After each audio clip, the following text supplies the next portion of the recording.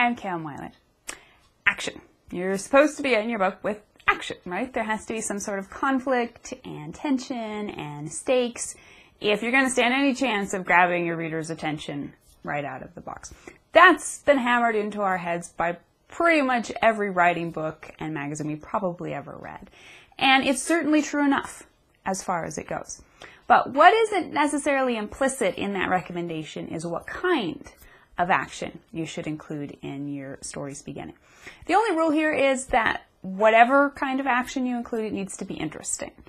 And what's interesting to your readers will be largely subjective based on whatever type of story you're writing.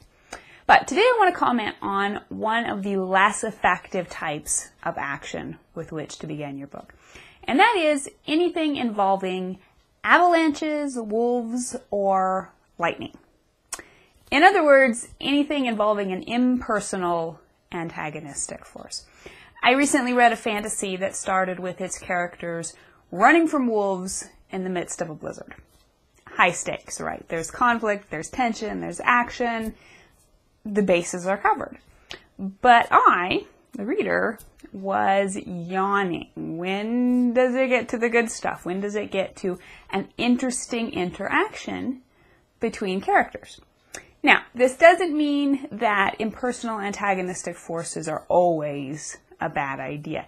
Indeed, some stories will focus on them entirely. But generally speaking, they're not a good way to begin your book because they don't offer a lot of color or context.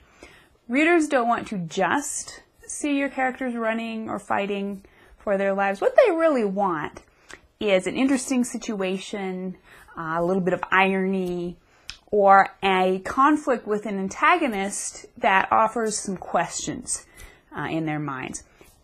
Avalanches and wolves really don't offer many questions.